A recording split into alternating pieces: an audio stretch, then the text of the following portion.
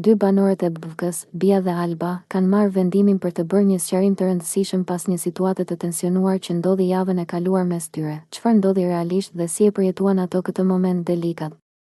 Kjo është një histori që ka tërhequr vëmendjen e publikut dhe ka hapur shumë pyetje. Bia, e cila ka qenë në qendër të zënkës, shprehu keqardhje për situatën e krijuar. Ajo theksoi se konflikti kishte të bënte me një çështje të kaluar, duke e bërë të qartë se nuk ishte diçka që duhej të kishte ndodhur. Më vjen shumë keq që jemi zënë për ishin, kohë më parë ka qenë, tha Bia, duke u përpjekur të qetësoj gjakrat. Alba, nga ana tjetër, nuk nguroi të flasë për Limin, një personazh tjetër i njohur në këtë histori. Ajo shprehu bindjen se e njeh mirë atë dhe se ka një kuptim të thellë për kërkesat e tij. Unë e di se çfarë kërkon Limi nga një femër. Ajo shprehu bindjen se e njeh mirë atë dhe se ka një kuptim të thellë për kërkesat e tij. Unë e di se çfarë kërkon Limi nga një femër. Ky incident ka nxitur diskutime të shumta mes ndjekësve të BV-s.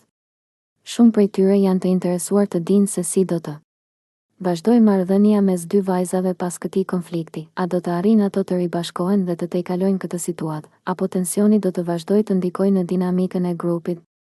Një nga aspekte më interesante të kësaj situate është se si ndikon në perceptimin e publikut për të dyja. Bia dhe Alba janë figura të njohura dhe çdo veprim i tyre është në vëzhgim të vazhdueshëm. Si do të ndikojë kjo zënk në reputacionin e tyre?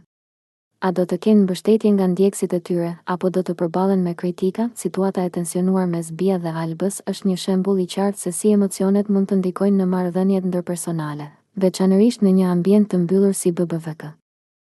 Kjo ngjarje na kujton se ndonjëherë çështjet e së kaluarës mund të rikthehen për të ndikuar në të tashmen, duke sjellë pasojat e tyre. Me kalimin e kohës, do të jetë interesante të shohim se si do të zhvillohen gjërat mes Bia dhe Albës. A do të arrijnë ato të gjejnë një mënyrë për të zgjidhur mosmarrëveshjet e tyre dhe të vazhdojnë përpara, apo do të mbesin të ndara?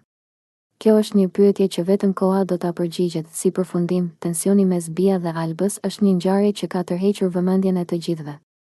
Ajo na tregon se marrëdhëniet ndërpersonale janë të ndërlikuara dhe se çdo konflikt ka potencialin për të ndikuar në dinamikën e grupit. Çfarë mendoni ju për këtë situatë? A do të arrijnë ato të ribashkohen?